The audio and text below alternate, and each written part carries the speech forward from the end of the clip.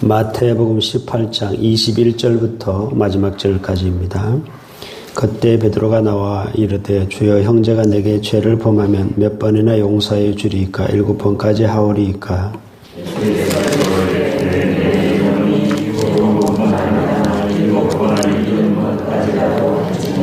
그러므로 천국은 그 종들과 결산하려 하던 어떤 임금과 같으니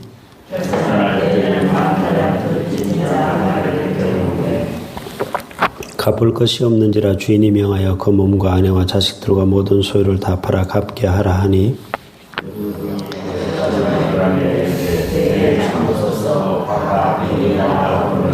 그 종의 주인이 불쌍히 여겨 놓아보내며 그 빚을 탕감하여 주었더니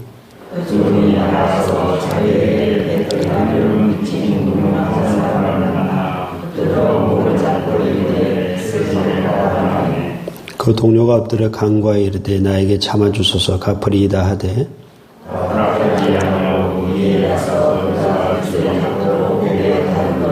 그 동료들이 그것을 보고 몹시 딱하게 여겨 주인에게 가서 그 일을 다 알리니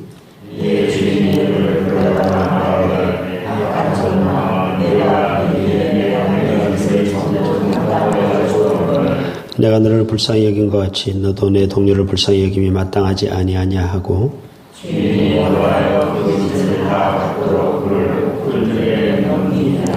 너희가 각각 마음으로부터 형제를 용서하지 아니하면 나의 하늘 아버지께서도 너에게 이와 같이 하시리라. 아멘.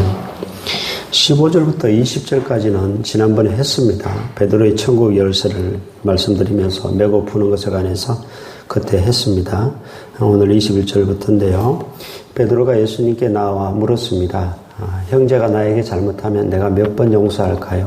한 7번쯤 해줄까요? 라고 물었습니다. 예수님께서는 7번뿐만 아니라 70번씩 7번까지도 할지니라 라고 대답해 주셨죠. 이것은 무한정 용서하라는 이야기입니다. 7번 곱하기 70 해서 용서하라는 것이 아니고 무한정, 즉 완전수의 10배수에 곱하기 또 완전수니까 무한정 용서하라 라는 예수님의 대답인데요. 그리고 예수님께서 1만 달란트 빚진 자 비유를 또 이어서 들려주셨습니다. 어떤 임금이 1만 달란트 빚진 자를 이제 결산할 때가 되어서 불렀습니다. 그러나 이 사람에게는 갚을 능력이 없었고 그를 불쌍히 여겨서 탕감하여 주었죠. 그러나 이 사람이 나가서 자기에게 100데나리온 빚진 자의 멱살을 붙잡고 갚아라 그랬습니다. 조금만 참아주면 갚겠다 했지만은 그러나 그 100데나리온 빚진 자를 옥에 가두어버렸죠. 이 이야기를 동료들이 딱하게 여겨서 그 주인에게 알렸고 임금 또는 주인으로 표현되는 그 사람이 다시 1만 달란트 빚진 자를 불러가지고 내가 너를 불쌍히 여긴 것 같이 형제를 불쌍히 여김이 마땅하지 아니하더냐라고 말하면서 그를 그 빚을 다 갚도록 옥에 가두었다는 유명한 이야기이죠. 여러분 유대인들에게 있어서 죄의 개념은 하나님께 빚진 것으로 그렇게 생각을 합니다. 그런 적절한 비유였습니다. 근데 오늘 예수님께서 이 비유의 끝에 해주신 말씀이 있는데 그것이 35절인데요. 우리 같이 한번 읽어보겠습니다. 같이 한번 읽겠습니다. 시작. 너희가 각각 마음으로부터 형제를 용서하지 아니하면 나의 하늘 아버지께서도 너희에게 이와 같이 하시리라. 예수님의 말씀은 계속 이렇게 똑같은 것이 반복됩니다. 마태복음 5장의 팔복의 말씀에 보면 긍휼히 여기는 자가 긍휼히 여김을 받는다. 뒤집으면 긍휼히 여기지 아니하면 하나님께서도 너희를 긍휼히 여기지 아니하실 것이다. 마태복음 6장의 주기도문에 보면 우리가 우리에게 죄 지은 자를 사하여 준 것 같이 우리 죄를 사하여 주시옵고 우리가 먼저 다른 사람의 죄를 사하여 줘야 하나님이 우리의 죄를 사하신다라고 말씀하셨고 마태복음 6장 12절에는 그렇게 말씀했지만 13절의 주기도문이 딱 끝이 나고 아멘으로 끝이 나고 14절 15절에서 예수님이 다시 부연 설명하시기를 너희가 사람의 잘못을 용서하면 하늘 아버지께서도 너희 잘못을 용서하시려니와 너희가 사람의 잘못을 용서하지 아니하면 하늘 아버지께서 너희 잘못을 용서하지 아니하시리라. 똑같은 말씀을 반복해서 하고 있습니다. 즉 우리가 사람의 잘못을 용서해야 하나님께서 우리의 잘못을 용서하시고 우리가 사람의 죄를 사해 줘야 하나님께서 우리 죄를 사하신다는 그런 말씀입니다. 여러분 참 이 말씀 무서운 말씀이죠. 내가 형제의 잘못을 용서하지 아니하면 하나님께서 내 죄를 용서하지 아니하시는가. 오늘 본문에 이 천국에 관해서 천국은 그 종들과 결산하려 하던 어떤 임금과 주인과 같다라고 했잖아요. 그럼 내가 권사님의 잘못을 용서 안 하면 나는 천국 못 들어가는가. 이 엄청난 이 문제에 맞닥뜨리게 되죠. 그러나 이것은요, 교리적인 문제가 아닙니다. 제가 좀 설명을 드릴 텐데요. 자, 오늘 본문의 핵심은 이겁니다. 세 가지로 나눠볼 수 있는데, 보십시오. 1만 달란트 빚진 자와 100데나리온 빚진 자였습니다. 예수님께서 이 비유에서 하신 말씀처럼 1만 달란트 빚질 자는 갚을 능력이 안 됐습니다. 아내와 자식들과 네 몸과 소유를 다 팔아 갚으라. 그러나 갚을 것이 없는지라. 그를 불쌍히 여겨 갚을 것이 없는 것을 알고 갚을 능력이 없다는 것을 알고 그를 불쌍히 여겨 전부 탕감해 주었다. 저와 여러분은 우리의 죄를 나 자신의 죄를 해결할 방도가 없습니다. 그러니 하나님이 나를 그냥 일방적으로 그 죄를 다 빚으로 치면 다 탕감하여 주셨다. 용서하여 주셨다는 이야기인데요. 엄청난 그런 은혜를 받았다는 것이죠. 지옥불에 들어갈 것을 거기서 건져내서 천국으로 옮겨주셨고 영원한 사망에 처할 것을 영원생으로 집어넣어 주셨다는 그런 이야기입니다. 그래서 이 비유의 핵심의 첫 번째는 네가 얼마나 큰 용서와 큰 자비와 큰 은혜를 받았는지 생각해라. 그래서요. 내가 다른 사람의 죄를 용서하지 아니하면 사실은 내가 용서받은 사람 맞는가? 저 사람이 진짜 구원받은 사람이 맞는가? 라고까지 생각해 볼 수 있다는 것입니다. 자기가 받은 은혜가 얼마나 큰지를 모르는 사람이고 자기가 받은 구원이 정확히 뭔지를 잘 알지 못하는 사람일 수 있다라는 이야기가 첫 번째 이야기고요. 두 번째는 예수님께서 하신 35절 말씀에 보면 베드로는 몇 번 용서할까요? 라고 물었지만 예수님은 뭐라고 말씀하시는가 하면 마음으로부터 몇 번이 중요한 게 아니라 마음으로 진심으로 용서해라. 이걸 우리가 받은 구원은 행위 구원이 아닙니다. 우리가 어떤 행위를 통해서 구원받은 게 아닙니다. 이걸 교리적으로 접근하면은 내가 다른 사람의 죄를 용서해 주는 그런 행위를 통해서 내가 구원받는다. 이렇게 잘못된 교리에 빠지게 되는데요. 우리가 받은 구원은 전적인 하나님의 은혜요.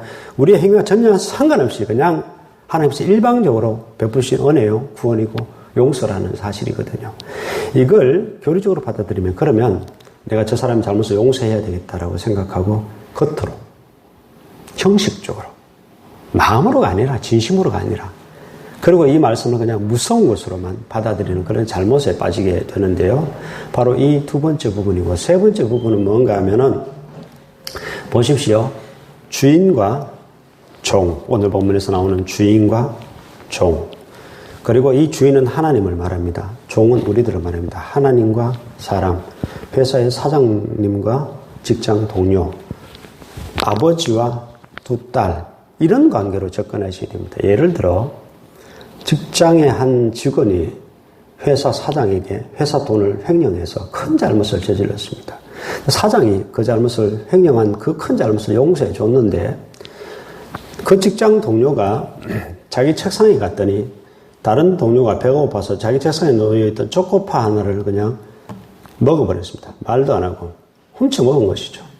그걸 멱살 잡고 때리고 폭행하고 너 가만 안 두겠다고 고소하겠다고 덤벼들면 회사 사장이 어떻게 하겠습니까? 다시 그 사람을 불러가지고 내가 너의 그 큰 잘못을 용서하지 아니하느냐, 네가 그 형제의 잘못을, 네 동료의 잘못을 용서하는 것이 마땅하지 않았냐고 그 죄를 다시 묻는다는 이야기입니다. 이런 식으로 접근해야 된다는 이야기죠.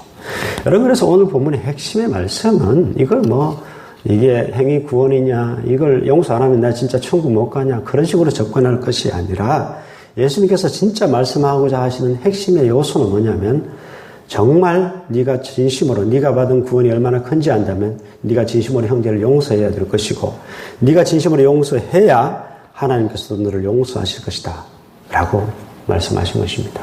여러분, 이것이 제가 진짜 천국 가는지 안 가는지 저도 천국 가봐야 알겠습니다만은, 그러나 주께서 정말 하나님께서 우리에게 정말 하시고자 하시는 말씀이 무엇인가 라는 것을 우리가 잘 알고 형제의 그 자그마한 잘못, 남편의 그 자그마한 잘못, 구원 가도 상관없고 지옥불 가도 상관없고 영원한 사망 가도 상관없는 그런 잘못을 용서하는 여러분들 되었으면 좋겠고요.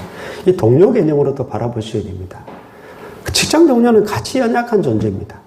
같이 고생하는 존재고, 우리는 서로가 연약하고 서로가 죄인입니다. 서로가 그런 존재입니다. 그러니 그런 잘못을 행할 수 있겠구나 라는 관점으로 받아들이고 그 잘못을 너그럽게 용서해 주라는 주님의 당부의 말씀입니다. 여러분 모두가 정말 주님께서 하신 말씀처럼 진심으로 형제를 용서하는 자들 되셔서 하나님께서도 여러분의 그 잘못들을, 그 죄들 사하여 주시는 여러분 되시기를 주의 이름으로 축복합니다. 기도하겠습니다.